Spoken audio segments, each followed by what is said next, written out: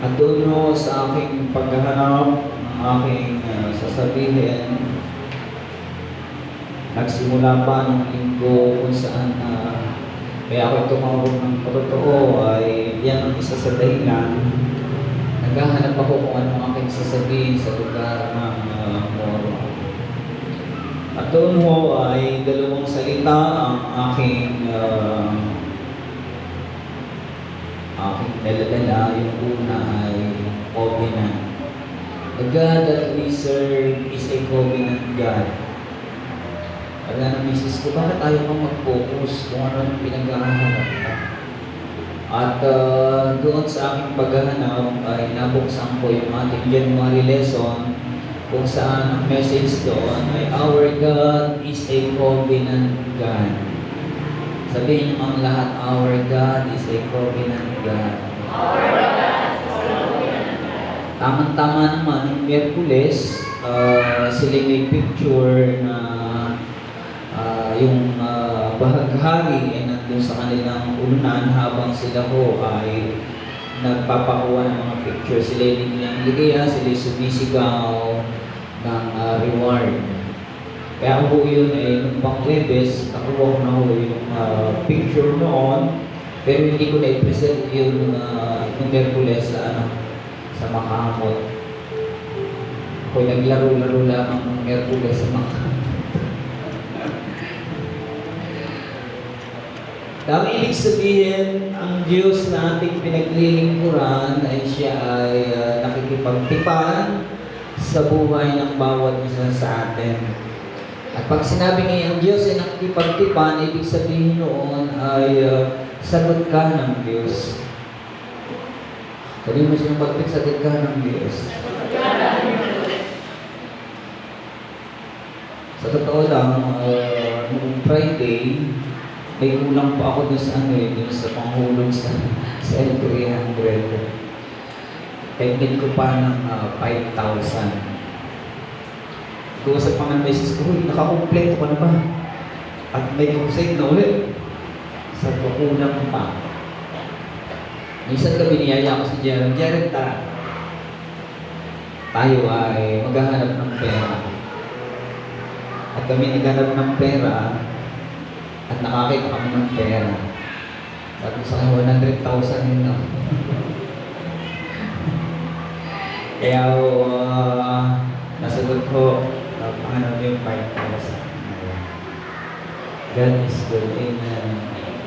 Ewan ko ba naman bakit yung mga parang hindi mga ipinta.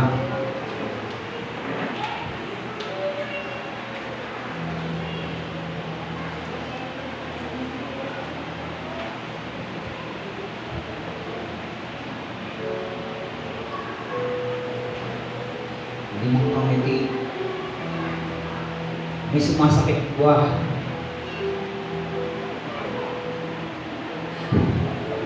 Matapos mong magsalita ng Friday, tinawag ka. Masakit ang ganito ko. Malindi kasi yung message na pinakawalan ko. Ginising ako ng sumasakit ako. Nung bata ako, mga high school ako, naka-experience ako ng pultada, ay parang hindi makahinga. Parang may hangin. Hindi naranasan ko noong Sabado ng umaga. At ngayon wala na.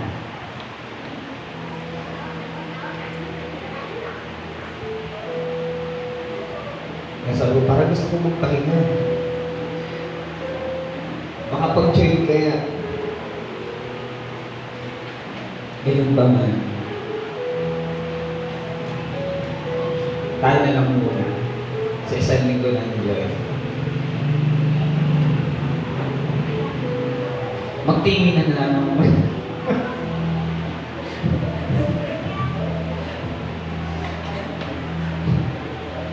Ano nga yung are you okay? Ayan. May iba naman kasi yung daming mensahe na dadagdagan kayo. Totoo, habang nagsishare ang misis ko kagabi o ng isa pang gabi, sinasabi niya, ang aming napuntahan ganito. At sinasabi namin, pinarinig ninyo. Sabi ko, pati ba naman asawa, pinagkailaman ninyo? Pati ba naman asawa na yung offer ninyo sa inyong pinupuntahan? Natawa siya. Pero pag pagbubulay-bulayan natin, nang ang Panginoon ay nangangaral, iba't ibang uri ang kanyang iba't ibang uri ang kanyang nasusubukan, iba't ibang uri ng tao. Kaya gusto kong awitin ngayon, everybody ought to know, because everybody, every Filipino deserves to know who Jesus is. Kahit mga bata, karapatan nila na makarinig ng mabuting balita. Dahil sa pagbabalik ng Panginoon, lahat ay makakakita. Walang hindi. At damang-dama ang malapit ng pagbabalik ng Panginoon, makakita niyo yung kanilang paghayo. Na ang Panginoon ay nangangaral sa harapan ng mga Pariseo. Dinanggan siya ng isang babaeng hubad-hubad. Nahuli sa pangangalo niya. At tinetesting ang Panginoon kung anong hatol ang ihahatol sa kanya.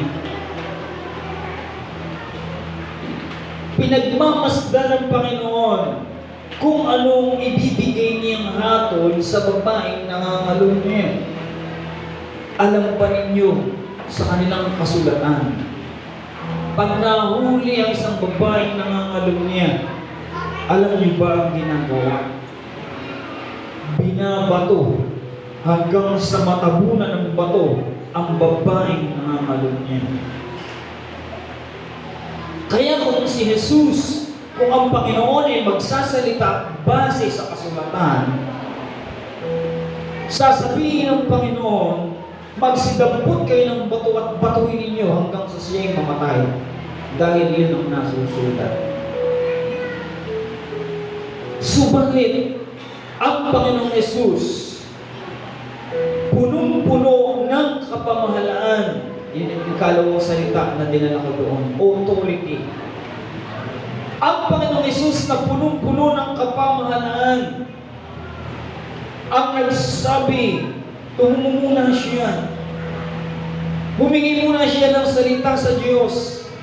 At ang salitang dumating sa Kanya, kung sino man sa iyo ang hindi nagkasala, siyang bumatong una. At tumumuli siya. At habang siya'y nakatungo, naghihintay siya ng magiging kilos ng mga tao. At nang siya'y tumuhay, nakiralay Panginoong Isus at ang mga alagad. At ang mga tao ay nangapahiya, sapagkat lahat naman talaga ay nagkasala. Ni isa, hindi humatol sa babaeng nangangalo niya. Kaya sabi ng Panginoon, sin no more. Sabi mo sa iyong malapit, sin no more. Sin no more. Ang ibig sabihin, kahit ang babae nangangalo niya, pinatawad ng Panginoon, at alam ko,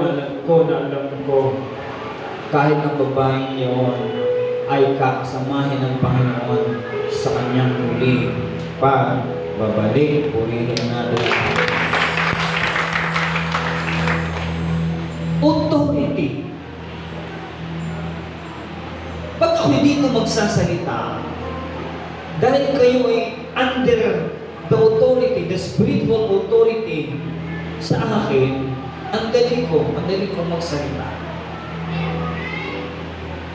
Pero, yung magsalita ka online, na nakakarinig ay libo-libong tao, magsalita ka sa mga pastor, mahirap yun.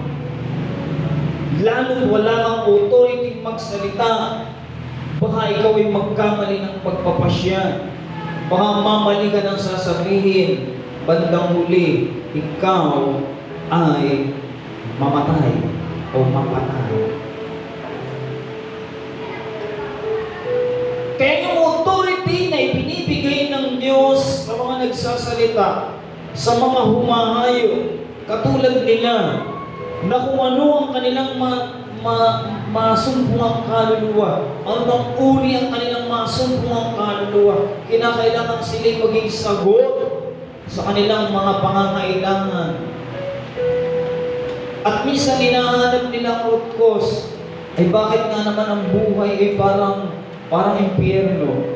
Karamihan ng kanilang napupuntahan ay impyerno ang buhay. Nasa kulungan ng asawa, walang makain, may mga sakit at karamdaman, at siyempre, nagtatanong sila sa Diyos, Panginoon, bakit nararanasan ng mga taong ito ang ganitong uri ng kapighatian?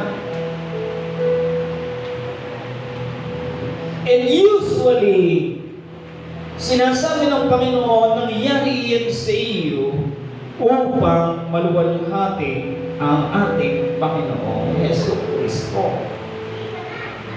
To glorify the Lord, sapagkat dadalaw ang kapangyarihan ng Diyos.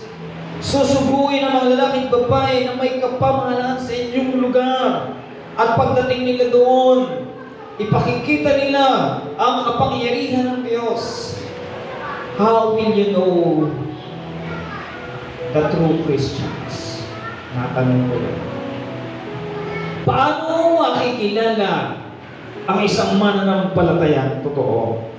Okay.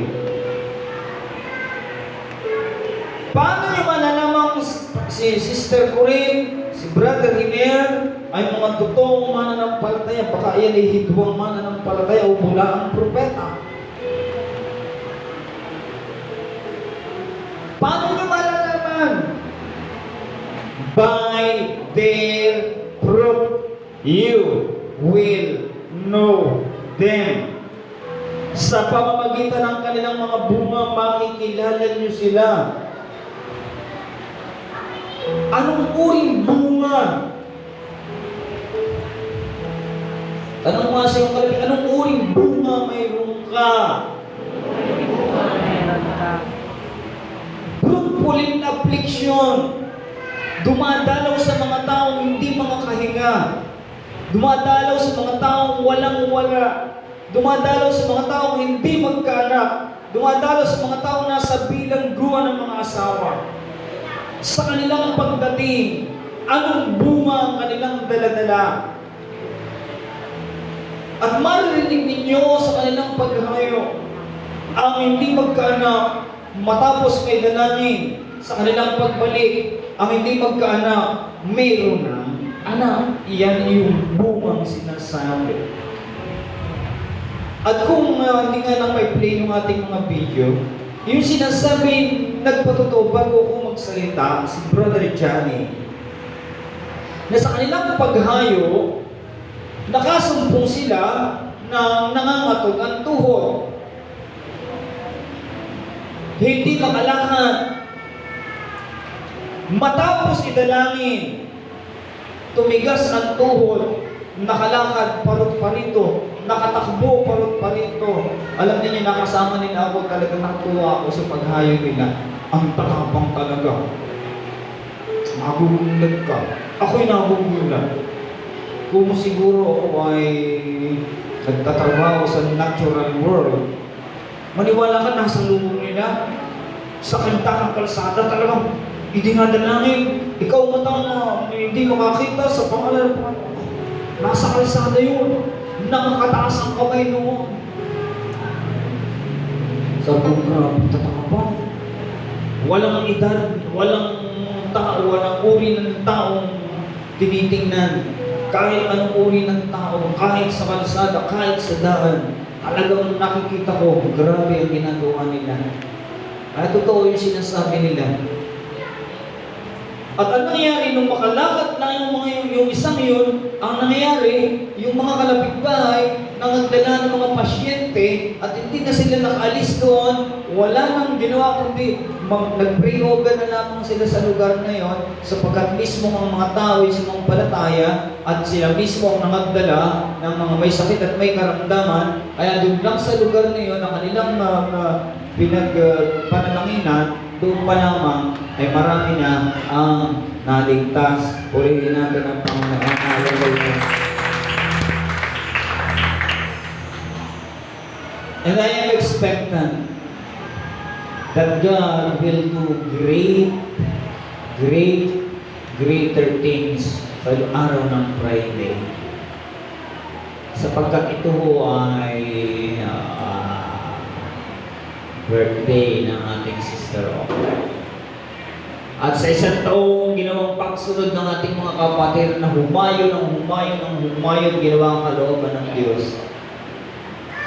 Alam ko, ang Panginoon ay gagawa ng matinding gawa sa araw ng Friday. Amen. Kaya kung kayo mga kasama sa araw ng Friday, ay sumama kayo. Sapagkat minsan pang magpapahinga after this, parang graduation.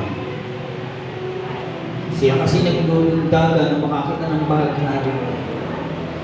Dahil sabi niya, reward! Kaya ang sabi ng araw ng Friday, alam naman natin, pag graduation, may regalo. Sabi mo sa iyong kapatid, pag graduation, may regalo. Di ba? Pag graduation, may regalo. Alam niyo, gusto regalo ni Satanas, patayin. Kaya nung makatapos ng graduation ng nakaraan, 3 o 4 na bangkay yung pinuntahan ko, patay. Niligaluhan ng kaaway ng kataon. Pero ang Panginoon, kung magregalo, buhay at kasaganaan ng buhay. Purihin natin. Kaya sa lahat ng sumusunod sa Kanya, may nakabalot na regalo, Panginoon, sa buhay ng bawat isang sunod sa ating Panginoong Yesu Kristo. Amen? Kaya, magpakaligaya kayo, gawin niyo ang kalooban ng Panginoon, at ang Panginoon ang siyang bahala na ihanda ang lahat ng inyong pangangailangan. Kaya po, yung ating mga kapatirang humahayo, sabi nga ng Sister Corinne, pabauna ninyo. Dahil ang tingin ng mga tao sa kanila, Diyos. Ang tingin ng mga tao sa kanila, solusyon. Kaya minsan lumahayo sila, sasabihin, ano kailangan ninyo sa Panginoon? Aba, alam ba niyo sinasabi? Bulsa. Walang laman ang aming bulsa. Mga pilosopo. Ay, teka. Hindi mo na bulsa. Nangangailangan ang iyong kaluluwa. Hindi mo kilala si Jesus. Sapagkat kung kilala mo si Jesus, pupunuin ni Jesus ng pera ang iyong bulsa. Tanggapin mo muna si Jesus. Kaya lumuluha na tinatanggap ang Panginoong Jesus. At syempre, lahat tinutuguan ng Panginoon. Amen? Amen ba? Amen. Hindi naman kayo nahihirapan sa pagbuko.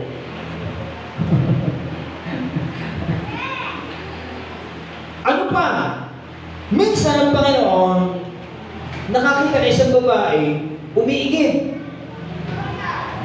Ang sabi ng Panginoon, siyempre, pag humahayo kasi,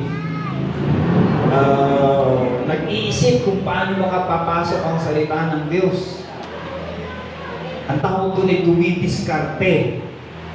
Minsan ganyan nila sabihin na, tutulak, Rachel, simulan mo na. Ipupus, Rachel, simulan mo na, pasok. Pagkapasok ni Rachel, saka naman papasok yung iba. At kanya-kanya ng eksena. Hanggang sa bandang huli, ang kanilang nasumpo ay gumaling at tumanggap sa Panginoon. Ang Panginoong Jesus, lumapit sa isang babae in the well, sa poso, doon sa kadluan ng tubig. Paano pumasok ang Panginoon? Ang sabi ng Panginoon, painumin mo nga ako. Painumin mo nga ako. Ayaw painumin ng babae. Ayaw painumin. Ano sabi ng babae? Ang mga Hudyo ay hindi nakikipag-usap sa mga Samaritano. Bakit nandito ka? Ako isang Samaritano.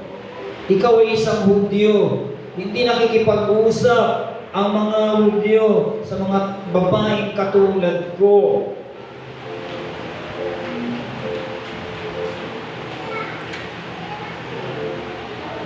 Ako yung painumin.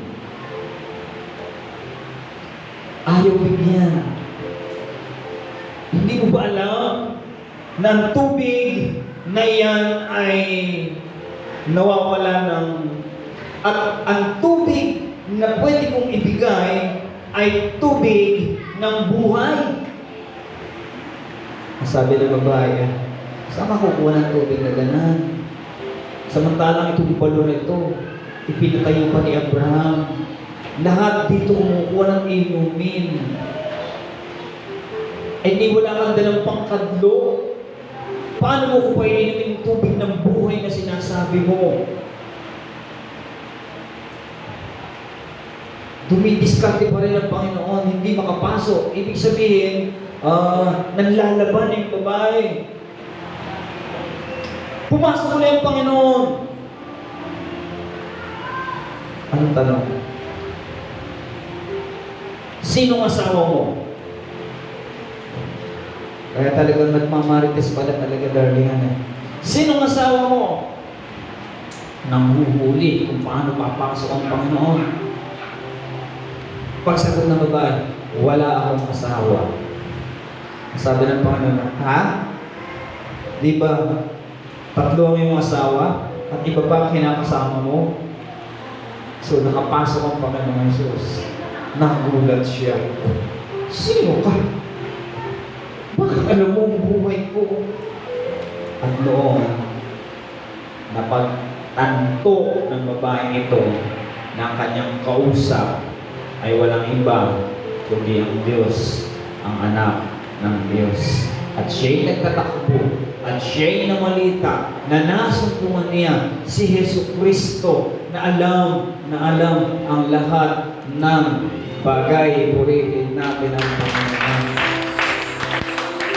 Kanya nasumpungan ay lalaking may kapamahalaan. Alam ang lahat ng bagay. Sagot ang lahat ng bagay.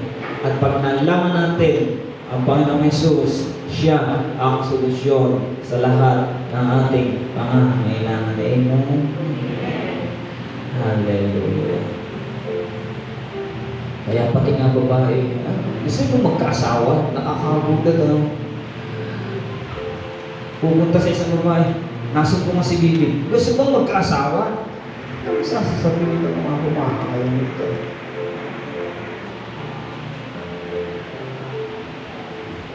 At sa kanilang pagbalik, yun yung yun yung maganda dun .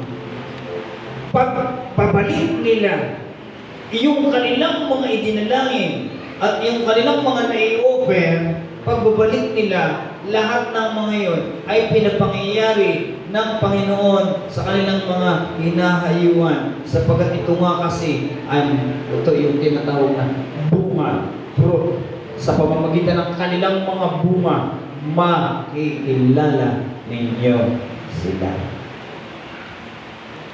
So, yun yung dalawang salita, nadala ko doon, covenant and authority. Na sila, mga nagsisihayo, ay pinagkakalooban ng Panginoon ng authority upang ipakilala ang kapangyarihan ng Diyos na kanilang pinagpupuntahan. Kaya totoo yung nangyari kasi sa nanay. Talagang akala namin ang nanay, Kala lang naman ulit tigilan na kami. Kala namin na nanay talagang hindi na makakauwi ng buhay. Pero salamat sa Diyos, at ngayon, hanggang ngayon, ay kasama natin siya na naglilingkod sa Panginoon. Sa pamamagitan ng panalangin makatotohanan. I praise you in the morning, I praise you in the afternoon, I praise you in the evening. Na ibig sabihin, Lord, I love you more and more and more.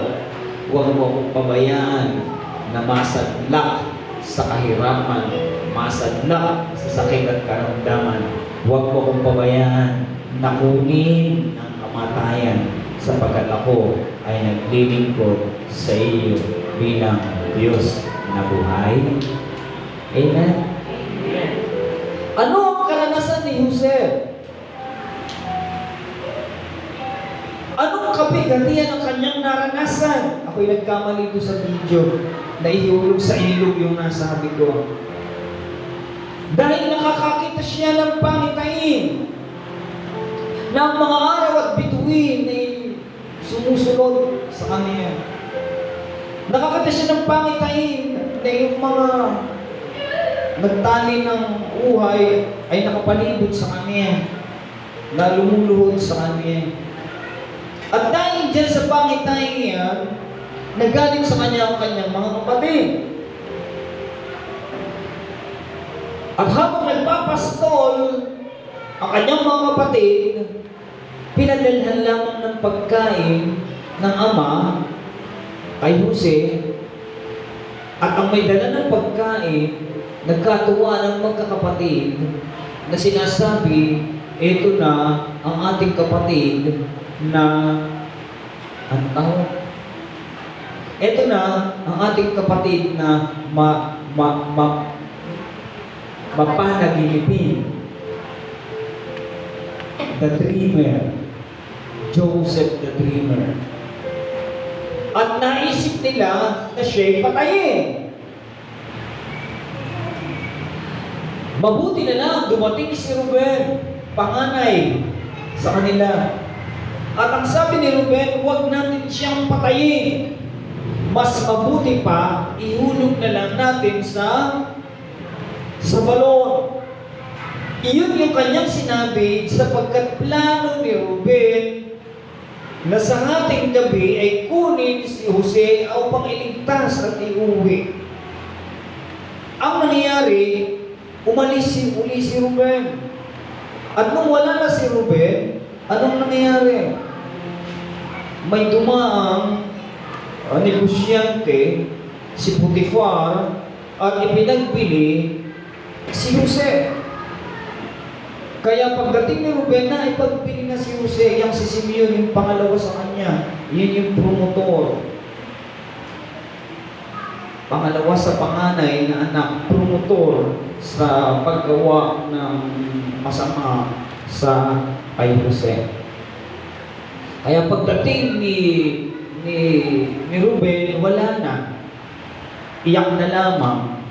Kaya sabi ng mga kapatid, ating tayong magpatay ng isang asno at ating ilubog sa dugo ng asno, sabihin natin sa ating ama na nilapa siya ng isang hayop.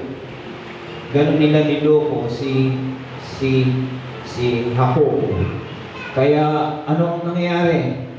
Tumangis ang kanyang ama sapagkat mahal na mahal ng kanilang ama si Jose.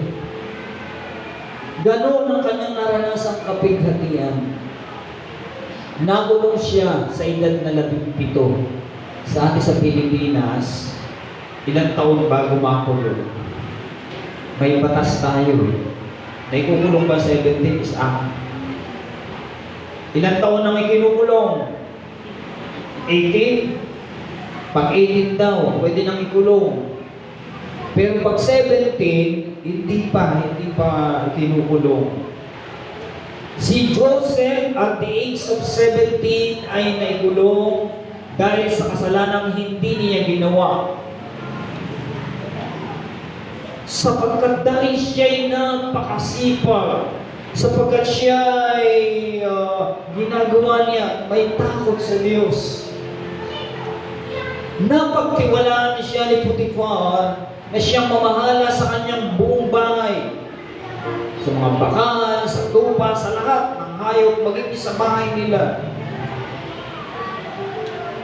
At dahil dyan, pati kanyang bahay ay siyang pangalaga. At napagmasdan ng asawa ni Potiphar na may itsura pala si Jose, 17 years old. At si Jose ay pinag-asahan ng asawa ni Potiphar. At dito nagsimula ang pinakamalaking trahedya sa kanya. At dito siya ay nakulong. At sa kulungan, doon siya nasumpuan ng Panginoon sa pamamagitan ng pangitain. May nakulong doon. Yung isa, magpipisa ng ubas ng hari. Yung isa, magtitinda ng magagawa ng tinapay. At itong dalawang ito, sa kulungan, ay nakapanaginip. Ang panaginip ng tagapagpisa ng ubas, ang panaginip niya ay nagseserve pa siya sa hari. Ang sabi ng Joseph, ang ibig sabihin niyan, mababalik ka sa palasyo. Maganda ng explanation. Muli kang maghahandog ng alak sa iyong hari. Tuwang-tuwa ngayon yung isa. Sabi, Jose, ako rin na naginip. At ito, aking panaginip. Ako ay may buwan-buwan na binakol na may tinapay sa ibabaw. At nakikita ko sa panaginip, yung tinapay na aking pasal-pasal ay kinain ng mga ibon. Anong ibig sabihin nun, Jose? Ang sabi ni Jose, ang ibig sabihin niya ay hindi ka na mababalik sa iyong dating trabaho. At ikaw, anong sentensya? Puputulan ka ng ulo. At ikaw ay sisentensyahan. At nalungkot yung lalaki. Wala na magawa. Hindi maganda yung explanation. Tuwan-tuwa pa naman at pagganda ng explanation sa una. Wala na siyang magawa. At dumating ang araw, muli silang ipinatawag ng hari at yung naggagawa ng alak ay ibinalik at yung tagagawa ng tinapay ay nasumpungang may sala at hindi na ibinalik at siya ay ayan. Ang sabi niya doon sa pagtitimpla ng alak, ang sabi niya, alalahanin mo ako ha, pag nabalik ka na sa palasyo, alalahanin mo ako. Gayon pa man, sa pagtagal ng panahon, nakalimutan siya. Nung nakapanaginip na yun, nakalimutan na si Jose. Salamat na lamang at nanaginip ang hari na si Paraon. At sa kanyang panaginip, may lumabas na 7 baka. Bakang mga matataba. At may lumabas uling 7 bakang mga payat. At kinain yung unang baka. Nagising siya. Sabi ng hari Paraon, ano ba yung ibig sabihin noon? At muli siyang nanaginip. 7 suhay ng palay na namimintog ang mga bunga. Banggaganda, ginto, banggaganda ng uhay ng palay. At yung palay na yun ay may lumabas sa kalapit na mga palay naman, mga tuyot na tuyot. At ang nangyari, yung tuyot na yun ay natalo yung mga palay na sariwa. At muli siyang nagising. Ano kaya ang ibig sabihin noon? At hindi na siya nakatulog at hirap na hirap siya, nakalimutan na niya ang kanyang panaginip, hindi na niya gustong-gusto niyang maunawa, sumalit hindi niya maintindihan. Hanggang naikwento dun sa magpipisa ng alak. At noong naalaala ng magpipisa na ito ng alak, tagagawa ng alak ng hari, si Jose. At noon, ipinatawag si Jose at ipinaliwanag ni Jose ang kanyang panaginip. At noon, ang sabi ng hari, tunay, ang Diyos ay nagsasalita sa iyo. Salamat sa explanation na ito. At dahil dyan, ikaw ay gagawin ko isa sa pinakamataas sa palasyo, sapagkat nalalaman ko, alam mo ang gagawin pagdating ng 7 taong kasaganaan at 7 taong kahirapan. Kaya kanyang ginawa, nagtayo siya ng mga malalaking kamalig, pinuno ang lahat ng mga kamalig, at nung naghihirap na at tagtuyot na, ang kamalig ito'y napakinabangan, at noon, ang kanyang mga kapatid ay walang makain, walang magawa, kundi pumaroon sa kanya at humingi ng palay ng pagkain. At noon, iniligtas ni Jose ang buong, ang alin? Ang buong, alin? Ang buong Israel. Kaya salamat sa Panginoon sapagkat ang Diyos, bagamat dito makikita natin yung sinasabing sa pagkalipas ng kapighatian, lalabas dyan. After affliction, reward will follow. Greatness will manifest. Purihin natin ang at patapos yung paghasik nito ng 1 taong paghasik, after the crusade, ang Panginoon ay gagawa ng mga panibagong kasaysayan sa mga mananampalataya. Kayo yung sumasampalataya roon. Alam ba ninyo, masasabi ko rin naman ito, ang ating mga kapatid ay, lalo na yung mga pastors, isa-isahin ko, si Beth, nangaral ang mag-asawa sa lugar ng La Union. Halos walang maipambili ng pagkain. Halos namumutang lamang sa kanilang tindahan. Subalit ngayon, ang kanilang anak, 6 digit ang sweldo. Na siya ngayong malakas na ginagamit ng Panginoon sa iglesia. Sino ba yun? Ang pangalan nun? Si Eman, si Manuel, ay yung taga-organ na yun. Daig pa ang sweldo ko noon, 6 digit ang sweldo noon. Kaya kung mangutang yun sa bangko ay milyon, at kung maghasik yun ay milyon.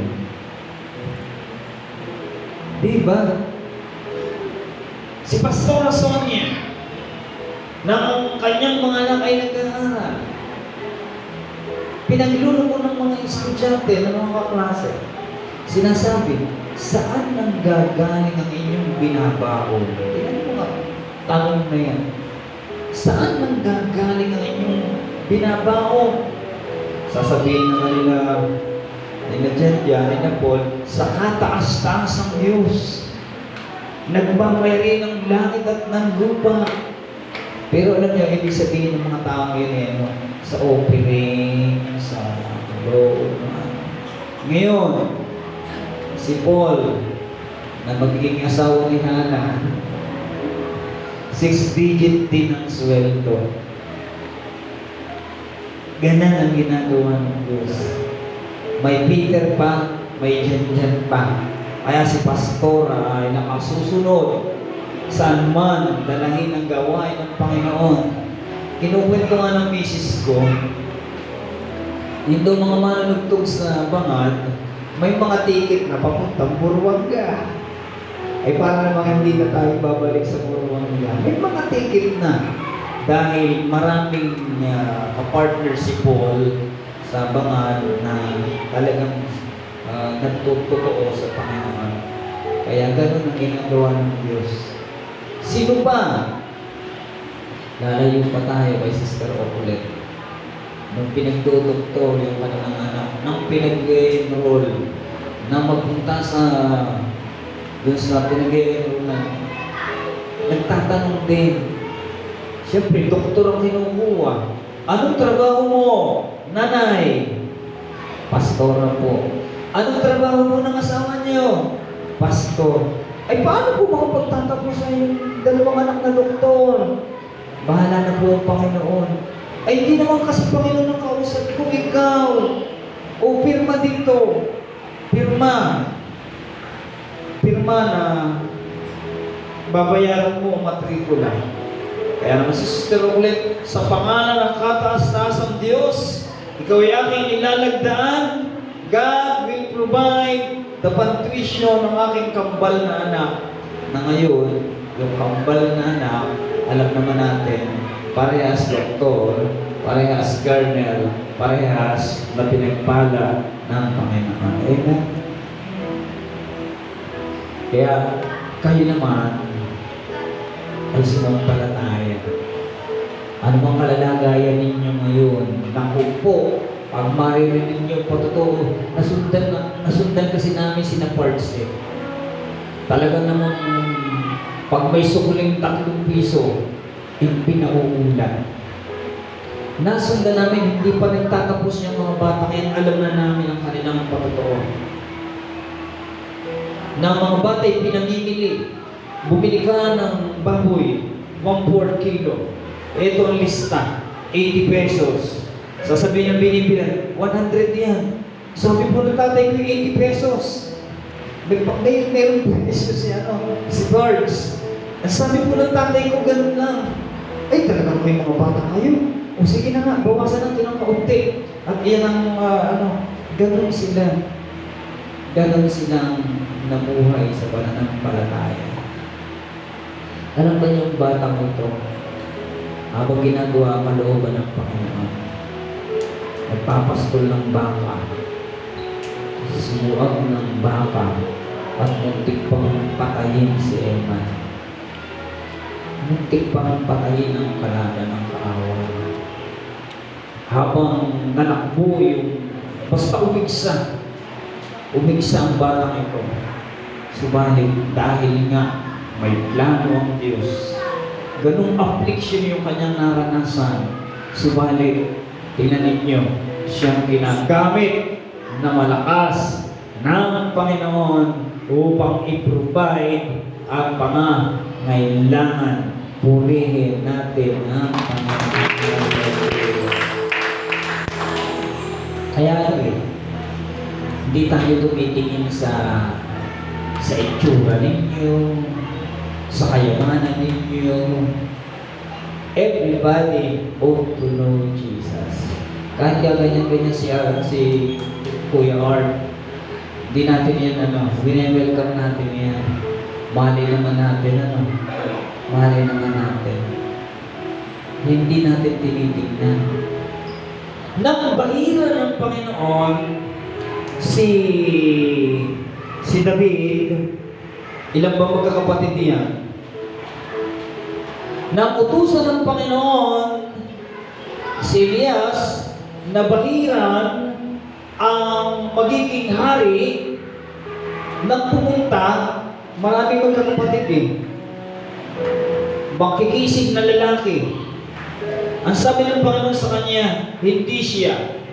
Next! Pinagmamasdan ni, hindi siya.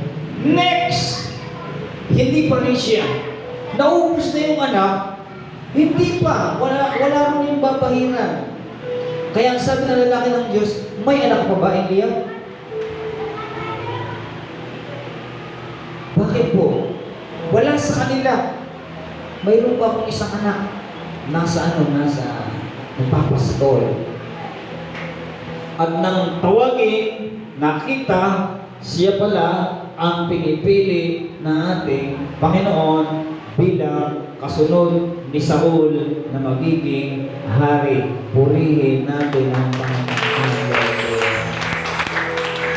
Hindi sa panganay, si Jose ay bunso rin, tinawag ng Panginoon, ay siya yung ginamit ng may kalakasan ng Panginoon sapagkat ang Diyos ay hindi tumitingin sa physical, hindi tumitingin sa bulsa, hindi tumitingin sa kung ano pa man, kundi ang Panginoon ay tumitingin sa puso na handang sumunod sa kalooban ng Panginoon.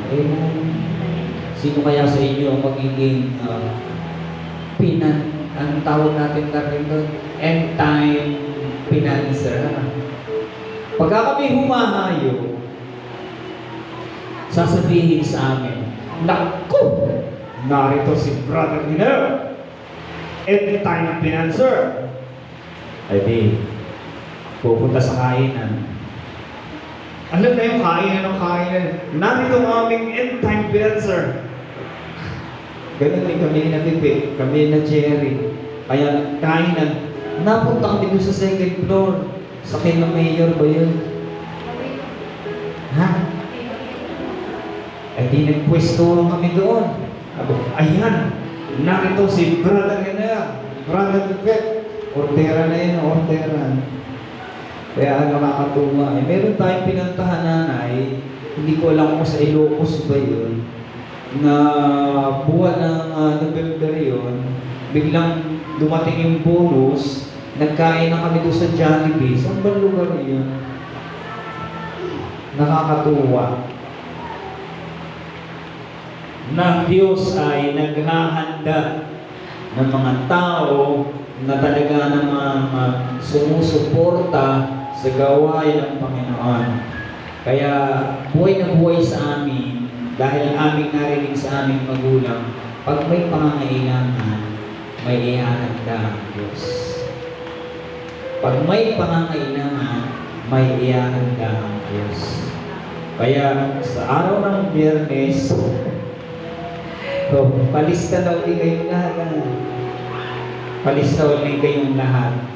Maganda ang plano ng Diyos sa araw ng Friday. Sabihin mo sa iyong kalabit, magpalista ka na. Palista ka na. Bakit? Hindi pa pwedeng alam niyo, may mga kapatid na kami nung araw, pakinggan niyo ito mabuti. Gusto, laging libre. Gusto, laging inaaya. Hanggang ngayon, nawawala na yun. Kasi sinalibre. Hindi naman pwedeng lagi kayong ililibre.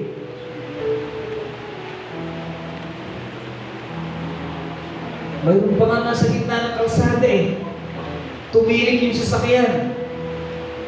Sabi, naku, Nanay Uli, ganito pala kayo. Mga aksidente na tuloy-tuloy pa rin sa pananampalataya. Ibinangga yung gulong tigil. Nanay Uli, baka may pera ka dyan. Uuwi na ako. Hindi ko kaya yung pinaggagawa. At tumingin na nanay sabi, wala akong pera. Kahit may pera, hindi yung bibigyan. Kaya hindi nakauwi yun. Hindi nakauwi yun. Sapagkat alam ninyo, may disiplina rito. Grabe yung disiplina rito sa church nito. Kaya pag hindi talaga papasa. Kaya sabihin mo sa inyong kalapit kapatid, watch and pray. Papasa ka. Dito talaga, buhay yung magbigay ka at ikaw ay bibigyan. Hindi yung manghingi ka at ikaw ay bibigyan. Buhay na buhay dito sa church nito, magbigay ka. Kung gusto mong ikay bigyan, magbigay ka. Kaya yung mga talagang hindi nakakapasa, Sa tagal-tagal na ng gawain ito, hanggang ngayon, ang kanilang sambahayan ay hindi nakapapasa. Amen. Talagang dito ay isang pananampalataya. Pananampalataya. Dadalhin ka ng Diyos sa isang lugar kung saan makikita mo na ikaw ay hahakbang sa pananampalataya. May nagdala dito ng mic. Gusto iuwi. Sinabi ko yung batas. Kapatid, dito, pag nagdala ka sa Panginoon, ibibigay mo sa Panginoon. Hindi pwedeng pahihiramin mo lang ang Panginoon. Gagamitin mo ang mic dito, iuwi mo. Then gagamitin mo sa ano yun? Sa amateur. Mali yun. Yung pa naman na yan na nagtotoo na pumili ng kurtina, parang ang kurtina yan ang napanggaling. Subalit, nang masabi ang batas ng Diyos, hindi nakatagal, nagpunta sa church na mababaw-babaw. Ito ang lugar kung saan tinuturuan tayong maghulog ng pananampalataya sa pinakamalalim. Kung saan doon sa lugar ng pinakamalalim, dito mararanasan mo talagang lumubog. Ayan. Lumubog. Dito mararanasan mo talagang lumakad sa pananampalataya. Kaya naman, mga kapatid, ngayon pa lamang ay tinuturuan na namin kayo na lumakad sa pananampalataya. Kaya sa Friday, muli, sinasabi ko sa inyo, sa Binagbag, Angat, Bulacan, magsasama-sama tayo doon na magbibigay tayo at tayo aani ng maraming kaluluwa. Purihin natin ang Kaya nasabi ko doon sa isang slide,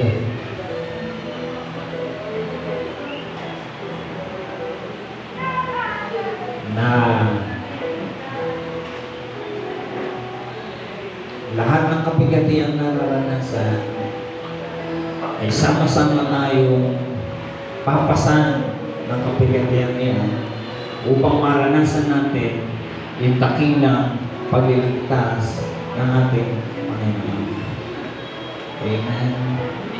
Kaya mga kapatid, anuman ang inyong kalalagayan sa kasalukuyan, pag nakilala ninyo si Jesus, kailangan niyong makilala si Jesus dahil ang Panginoong Jesus, si Kristo lamang. Amen? Si Kristo lamang ang ating kailangan at sagot lahat ng ating Panginoong Yesu Kristo. Tayong lahat ay tumayo.